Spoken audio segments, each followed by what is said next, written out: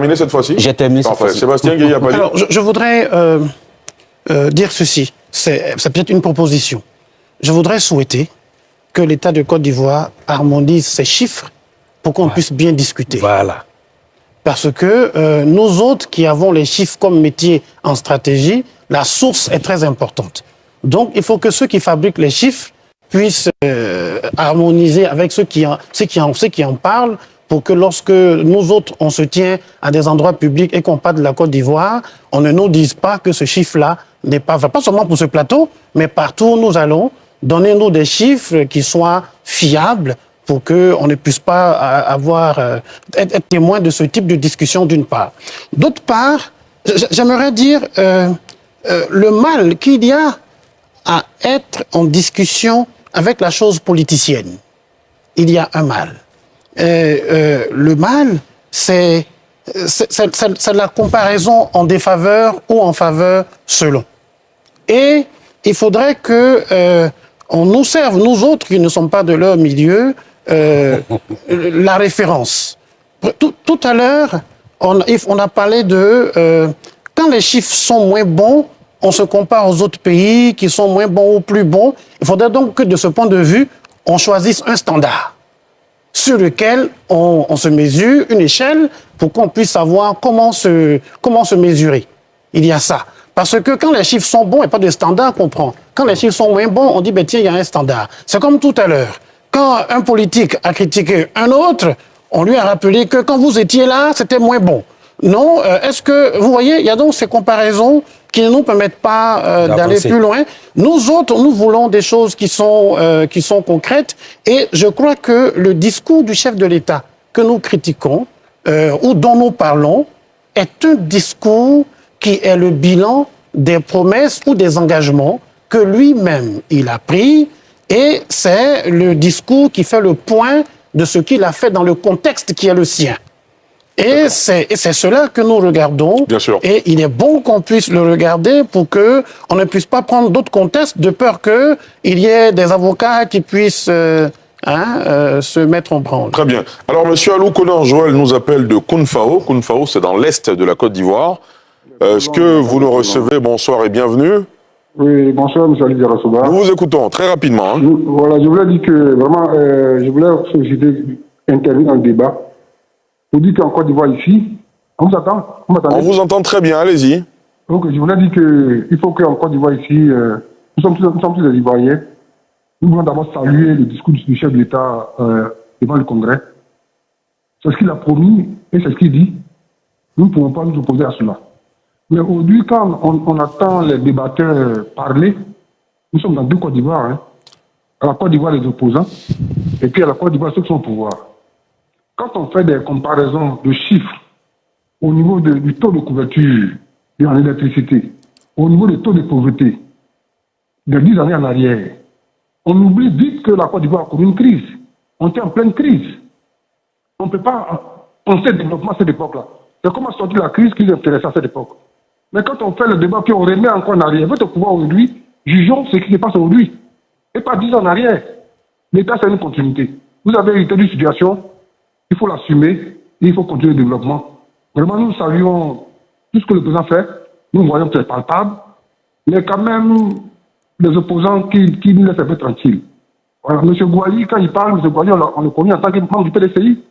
Mais aujourd'hui, M. Gouali ayant changé de chemise, ou bien de changer de camp, sa position calmement, moi je commence à sur ses interventions souvent. M. Gouali, vraiment, qui met un peu d'eau dans son vin. M. président Laurent Gbagbo a été président de la République, il faut le respecter. Il ne faut pas le balancer sur le plateau de télévision, il faut vraiment le respecter. C'est quand même à ces choses-là. D'accord. Il faut le respecter. Très bien. Merci beaucoup, M. Yali. Merci beaucoup, M. Alou Konan-Joël. Je rappelle que vous nous avez appelé de Kounfao. Alors, je reviens à vous. Il avait été interpellé, M. Marcellin Cissé. Ensuite, je reviens à vous, honorable Planovi et Blaise Lasma. Allez-y. Oui, merci beaucoup, M. Diarra-Souba. Je pense qu'on va avancer sur les débats qui concernent les statistiques. C'est cela. Les statistiques officielles en Côte d'Ivoire sont produites par le ministère de l'économie et du plan de développement à travers l'ex-Institut national de la statistique qui est devenu aujourd'hui l'Agence nationale de la statistique. Et je vous ai indiqué tout à l'heure, pour ce qui concerne le taux de pauvreté, qui est calculé à travers une enquête harmonisée sur les conditions de vie des ménages, qui ne concerne pas seulement la Côte d'Ivoire, mais qui comprend l'ensemble des 8 pays de l'UEMOA. Avec l'appui technique de la Banque mondiale, le taux de pauvreté qui est ressorti, c'est bien 37,5%. Alors, je veux juste attirer votre attention. Si vous avez besoin de statistiques, et c'est un peu le débat que nous avons avec le système des Nations Unies, pour ce qui concerne l'indicateur sur l'éducation, justement, ils n'ont pas pris la statistique officielle. L'ex-Institut national de la statistique, en Côte d'Ivoire, est celle qui produit les statistiques officielles. Donc, ce débat, je pense qu'il faut le clore. Maintenant, vous avez parlé de l'impact des politiques publiques. Et vous avez parlé de ressenti. Je vous ai indiqué tout à l'heure. Si vous voulez, je vais le reprendre. Nous sommes passés d'un taux de pauvreté aujourd'hui de plus de 55% à aujourd'hui 37,5%. C'est palpable. Mais le taux de pauvreté, c'est quoi? Quand vous réduisez le taux de pauvreté, c'est quoi? C'est parce qu'on a facilité l'accessibilité aux services sociaux de base, que ce soit en matière d'éducation, que ce soit en matière de santé, que ce soit en matière d'eau potable. Vous avez vu, pour renforcer le ruissellement, la croissance, il y a eu le programme social du gouvernement, la première phase. Ensuite, il y a eu la deuxième phase du programme social du gouvernement. Il y a aujourd'hui le programme Jeunes Emploi. Tous ces programmes visent à renforcer la répartition des fruits de la croissance. Vous allez aujourd'hui sur l'ensemble du territoire, ces investissements sont tangibles, il y a des transferts monétaires. Quand on dit aujourd'hui que la Côte d'Ivoire enregistre un fort taux de croissance, la croissance, elle est produite, c'est parce qu'il y a des investissements qu'on fait la croissance. Je crois que c'est des éléments qui sont tangibles. Je vous ai indiqué et je vais le reprendre pour que ce soit clair pour tout le monde. Et c'est des questions de ressenti des populations. Quand vous renforcez le taux de couverture à l'électricité de 33% à plus de 86%, et je vous ai indiqué qu'en 2025, c'est pratiquement l'ensemble du territoire qui sera électrifié. Mais en tenant compte, bien entendu, des questions de qualité et d'accessibilité avec des subventions sociales pour permettre aux populations les plus vulnérables d'avoir accès à l'électricité. Je vous ai indiqué, pour ce qui concerne la politique sanitaire, nous avons aujourd'hui, nous mettons l'accent sur les soins de santé communautaires au niveau le plus bas. C'est une politique qui vise à réduire la mortalité maternelle et la mortalité infantile-juvénile. Je vous ai dit, ça c'est des impacts qui sont tangibles. Nous avions, en 2012, nous avons un taux de mortalité maternelle de 654 pour 100 000 naissances vivantes à aujourd'hui 385 pour 100 000 naissances vivantes, qui a été divisé par 2. Et quelqu'un l'a dit, c'est dû à la politique sanitaire qui est menée. Et c'est des éléments de ressenti des populations. Je voulais revenir sur la question de la cherté de la vie. Et le président de la République a indiqué dans son programme, je suis heureux que l'un des co-débatteurs revienne sur la politique agricole, mais il y a une vision claire à ce propos. Il y a une stratégie nationale de développement du riz. Nous avons aujourd'hui une politique nationale de développement d'agropole qui tient compte des compétences, des potentialités régionales. La dynamique, elle est claire. Le chef de l'État a parlé de renforcement de l'autosuffisance alimentaire. La dynamique, elle est bonne. Il faut retenir que la cherté de la vie que nous avons aujourd'hui, le gouvernement a su prendre les mesures appropriées. Quand vous regardez les pays, comparaison n'est pas raison, quand vous regardez les pays qui nous entourent, certains sont pratiquement, on a pris tout à l'heure le cas du Ghana. Mais je vous indique que le taux d'inflation au niveau du Ghana, c'est plus de 30%. Le Nigeria a plus de 20%. Mais c'est parce qu'ici, en Côte d'Ivoire, nous avons un gouvernement qui a pris les mesures appropriées. Il y a eu des subventions pour certains produits sensibles, de façon directe ou indirecte, des mesures qui ont permis de... Parce que nous avons ici une inflation importée qui provient de la situation de la Covid-2019 et la crise russo-ukrainienne. Mais en Côte d'Ivoire, nous avons des autorités qui ont une vision très claire. La dynamique, elle est bonne. Il faut la renforcer et la poursuivre. Très bien. Alors, ça fait déjà 1 heure qu'on débat sur ce sujet. Je veux rappeler que ce discours du président de la République était très attendu aussi parce qu'on pensait qu'il aurait eu une dimension purement politique, en annonçant par exemple son positionnement par rapport à la présidentielle de 2025. Au sortir de ce discours à la nation, on a reçu un député du PPACI, en l'occurrence Michel Gbagbo, qui disait qu'il était déçu parce que le président de la République, il s'attendait à ce qu'il se prononce sur l'éligibilité du président Laurent Gbagbo, par exemple, pour la prochaine présidentielle. D'un point de vue purement politique, Honorable Brindomier, vous vous êtes prononcé au terme de ce discours à la nation, mais très rapidement, vous êtes déçu aussi de n'avoir pas eu d'éléments sur la prochaine présidentielle en lien avec la présidentielle. Oui, permettez-moi d'abord de dire que quand on vient sur un plateau de télévision, il faut qu'on s'accorde sur les chiffres du gouvernement. Oui, ça vous l'avez dit déjà. Non, attends. Au taux de pauvreté, le vice-président à aux Nations Unies a dit c'est 35,5%. Le ministre de l'économie et le ministre du budget va à l'Assemblée, il dit c'est 39%. Vous venez dire que ça... Je vous ai parce que nous, on ne peut pas comprendre qu'un gouvernement a plusieurs interlocuteurs, plusieurs chiffres. Dans le document de stratégie du budget, moi j'ai lu, votre patron est venu à l'Assemblée, nous l'avons étudié, nous avons des données, on dit maintenant vous dites que c'est le PNUD. Mais je ne peux pas comprendre ça. Ça, il faut que vous arrêtiez ça prochainement. Deuxième, pour ce qui est l'aspect politique, nous, au PDCI RDA, on ne s'attendait pas à quelque chose de politique du président de la République. On est concentré sur notre programme, notre reconquête du pouvoir, que le président de la République vient dire qu'il va faire telle chose. On a constaté seulement qu'il a pris des engagements il y a 12 ans et que ces engagements ne sont pas tenus comme il faut. Ça, c'est notre conclusion. Le reste, c'est à eux de juger. Nous, on verra pour la deuxième partie qu'on va aborder. Nous, on a un nouveau président, on a un programme, on a des transfuges, on a des jeux qui viennent. Bon, avec tous ceux qui viendront avec nous, on va travailler pour conquérir. Donc, on n'attendait rien de nouveau de ce que le président va dire par rapport à l'avenir politique. Qu'il soit candidat, qu'il ne soit pas candidat. Alors, par contre, ce pour lequel nous voulons, qu'il y ait de l'équité et de la justice. Et que tous ceux qui sont capables, des Ivoiriens qui ont l'âge, qui sont des Ivoiriens, qu'on les autorise. La compétition n'est saine que quand tout le monde y participe. Voilà, en respectant les règles. Très bien. Blaise Las. Alors, je voudrais revenir sur des chiffres. Sur des chiffres, c'est très important. Il ne faudrait pas qu'on... Très rapidement, allez-y. Très rapidement. Alors, on me dit que le taux de pauvreté a baissé. Mais en valeur absolue, nous avons plus de 550 000 pauvres. Après de 2011 à maintenant. Je dis en valeur absolue. Plus de 500 000 pauvres. En termes de normes, si on prend la population... Donc, en réalité, la pauvreté n'a jamais baissé. Ça, c'est de 1. De 2, le nombre de pauvres. Je suis étonné qu'on me parle aujourd'hui encore de projections en matière agricole, de renforcement des capacités en matière de production.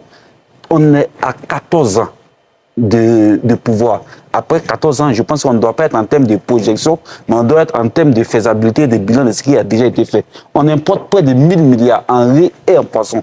Je pense qu'il faut trouver des solutions pour ça. Ça, c'est concret. Au-delà de ça, quels que soient les chiffres qu'on va avancer, il y a la perception, le vécu au quotidien. Et ça, j'insiste là-dessus. Le kilogramme de viande aujourd'hui a près de 3 000 francs. C'est factuel.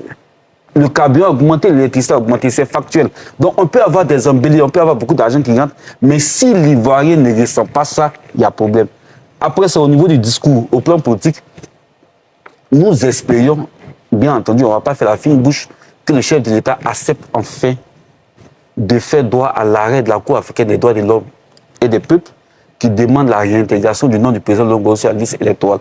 Ce n'est pas une clémence, ce n'est pas une faveur qu'on demande, mais c'est un arrêt d'une Cour de justice. On espérait que, parce qu'il n'a pas eu d'état de droit, on espérait que l'état de droit puisse être une réalité en Côte d'Ivoire en acceptant que cet arrêt-là soit mis en application. On espérait ça. Mais on espérait surtout qu'il revienne aussi sur la CEI. On ne peut pas aller aux élections en 2025 avec cette CEI-là. On ne peut pas aller aux élections avec cette liste électorale. À plusieurs reprises, il a dit que le dialogue politique en Côte d'Ivoire a permis d'avoir l'accalmie qu'on a dans le pays, la bonne cohabitation entre les partis politiques. L'accalmie dépend surtout de l'opposition. C'est parce qu'ils ne sont pas belliqueux, c'est parce qu'ils ne sont pas irrévérencieux, c'est parce que nous ne sommes pas dans la vindicte. Ce n'est pas l'avis du parti au pouvoir. Hein. Ah, ça, c'est leur avis. C'est leur avis. L'accalmie qu'on a en ce moment, ça dépend de l'opposition. C'est parce qu'à la tête de l'opposition, il y a des hommes, des républicains, des hommes pétris de paix et qui évitent tout ce qui peut mettre de l'étincelle dans ce pays. Très bien. Serge Gueye-Apali, d'un point de vue purement politique... D'un point de vue purement politique, je n'attends pas de... Je n'attends pas qu'une personne dise ce que je pense quand il va parler. Le chef de l'État, il a dit ce qu'il voulait dire et moi, je l'ai entendu. Je n'avais pas à lui prêter ce que je voudrais. Par contre, au niveau politique généralement, la question d'éligibilité, de choix de candidat, de se porter candidat, n'est pas la plus importante pour moi. Parce que dans tous les pays, il y a des institutions et il faudrait que les institutions prennent rendez-vous avec l'histoire et avec le droit. C'est ce qui est plus important.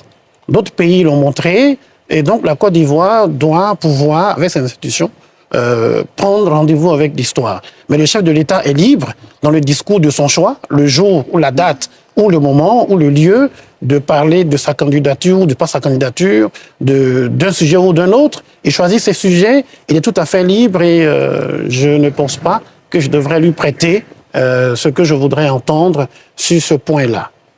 Très bien. Anne-Marie, Marie-Gisèle, pardon. Merci Ali. Sur la politique. Alors, quoique pour moi, tout ce qu'on a n'est-ce pas, dit jusque-là, c'est de la politique. L'économie, c'est de la politique. Le développement, pour moi, c'est de la politique. Dans une certaine mesure, je peux vous le concéder. Si on veut parler de politique en tant qu'élection, on a entendu, je le disais tout à l'heure, des adjectifs comme discours creux, discours vide, mais c'est un discours d'une limpidité extraordinaire.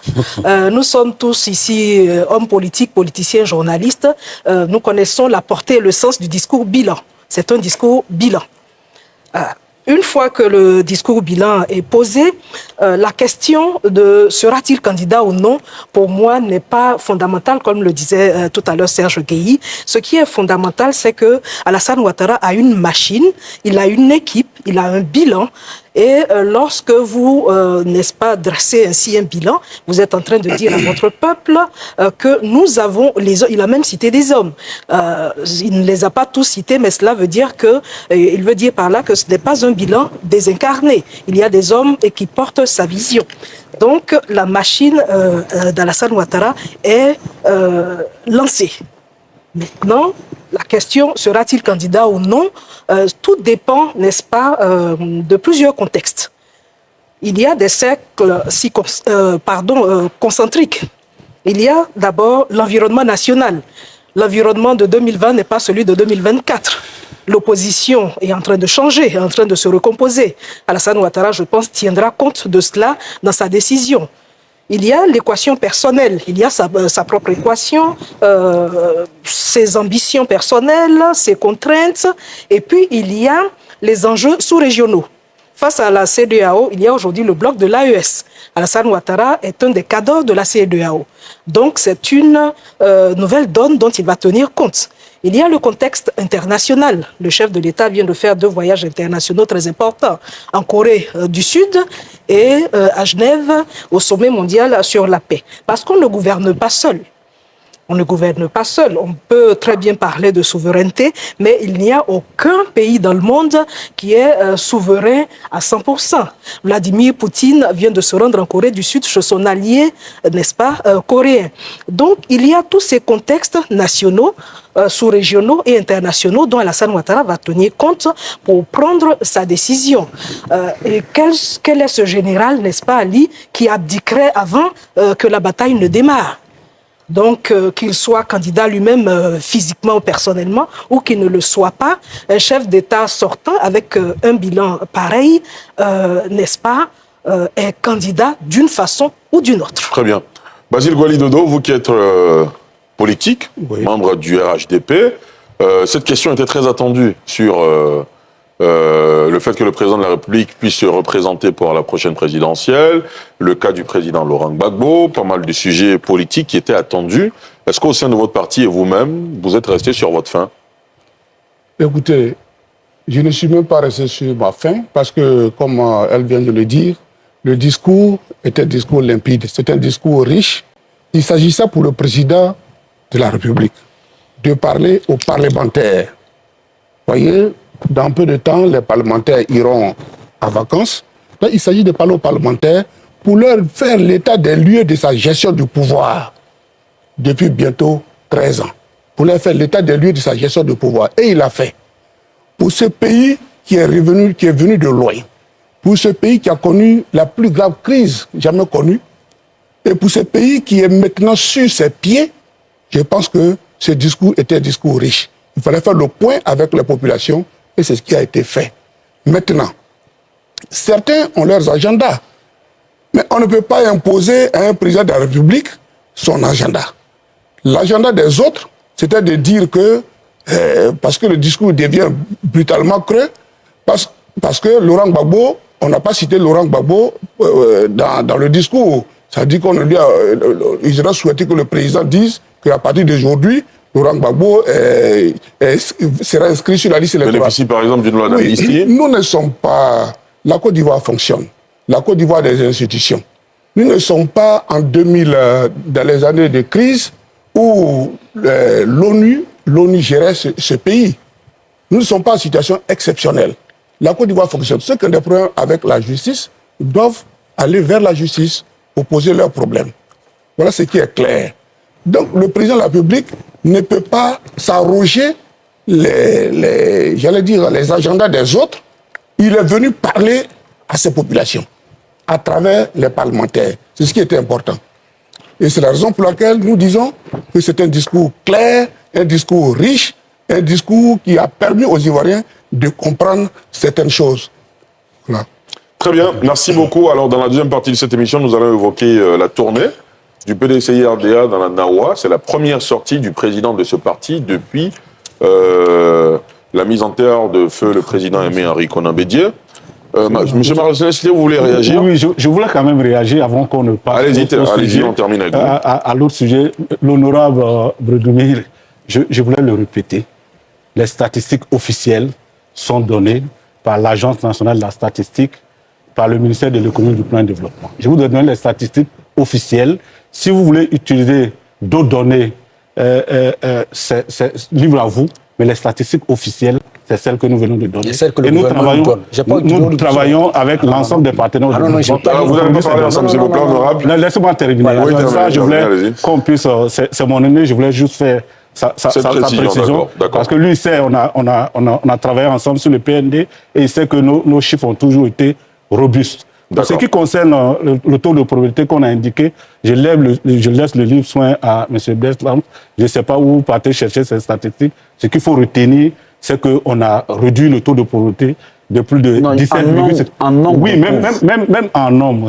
Non. Alors, s'il vous plaît. Il y a le minimum. On a des chapelles qu'on peut défendre. C'est la précision que je voulais faire. 50 000 en plus. On se ramène aux chiffres officiels qui indiquent que de 2012 à aujourd'hui, il y a eu un impact des politiques publiques qui ont été mises en œuvre sur le bien-être des populations. On ne peut pas laisser ça passer. On ne peut pas laisser ça passer, s'il vous plaît. Non, tu peux me donner un pourcentage, mais pas tous les deux à la fois. Il m'a interpellé. Honorable. Il m'a interpellé. Non, oui, bien sûr, il n'y a pas de problème. Il vous a interpellé, je l'ai entendu, je l'ai vu, je le prends en compte. On se calme et puis on donne la parole à chacun. Merci. Si vous intervenez, il va revenir. Non, je vais faire une précision. J'ai dit, pour nous les parlementaires, le gouvernement s'adresse au Parlement par une voix, par le président de la République, par le vice-président, par un membre du gouvernement. Ça rentre dans le rapport de l'Assemblée nationale. Vous ne pouvez pas venir dire que sur ce plateau, que ces chiffres ne sont pas corrects, que je prends des chiffres n'importe où. Je prends les chiffres du gouvernement. Votre rapport du PND, quand il est arrivé à l'Assemblée nationale, Madame le ministre devait présenter, nous avons demandé qu'on nous laisse le temps de le lire. Je l'ai lu correctement. Et nous avons apporté des corrections. Une fois que ça a adopté, vous n'allez pas venir me dire après que c'est le PNUD. Je ne prends pas les chiffres. S'il vous plaît. Moi, je ne prends jamais les chiffres des bailleurs et autres. Je prends toujours les chiffres du gouvernement.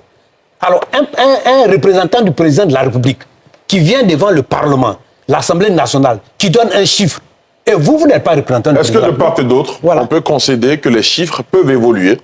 Mais s'il évolue, le document doit être transmis à l'Assemblée nationale. D'accord, donc c'est ce qui devrait être fait. Voilà. C'est ça. Donc on ne peut pas venir sur ce plateau. Moi, je n'accepte pas ce chiffre sur le plateau. D'accord, très bien. Voilà. Très bien. De toutes les façons, on ne pourra pas forcément s'entendre de part et d'autre. Hein. Voilà. C'est 39% de taux de pauvreté qui nous a été communiqué et c'est dans le rapport. Et selon le DG du plan, aujourd'hui, on a 37,5%. Et selon le vice-président aux Nations Unies, c'est 35,5%. Bon, voilà. Donc, l'idéal serait d'harmoniser ces chiffres pour que nous ayons droit à ce chiffre auprès de l'Agence nationale de la statistique. Très bien. Blaise Las, vous aviez... Non, ce que je voulais ajouter, il y a des choses sur lesquelles on ne doit pas s'étendre. Il y a eu plus de pauvres créés par la gouvernance de Ouattara. C'est clair. Il y a 550 000 pauvres. C'est clair à vos yeux, mais il n'est pas d'accord. Oui, mais c'est des chiffres. Mathématiquement, pas de chiffres. Honorable, s'il vous plaît. La valeur absolue, il y a 550 000 nouveaux pauvres qui ont été créés. C'est des chiffres. Même quand je prends son pourcentage, quand il est indexé au nombre d'habitants, maintenant, là, ça donne 550 000 nouveaux pauvres. Voilà. C'est des chiffres. C'est pas discutable. On n'est pas d'accord sur ces chiffres, je lui laisse le libre soin. ce qu'il faut retenir, c'est que nous sommes passés d'un taux de pauvreté de plus de 55%. Non, je ne parle pas du taux, je parle du nombre Oui, de mais je ne veux pas rentrer. Ça, on ne sort pas des statistiques quand au bon vouloir.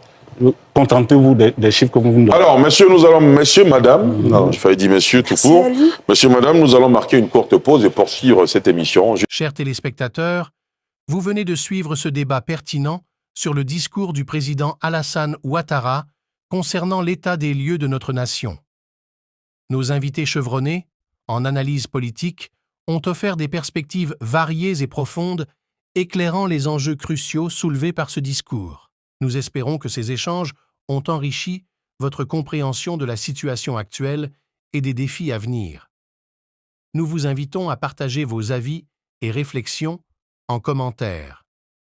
Votre participation est essentielle pour continuer à nourrir ce débat démocratique et constructif.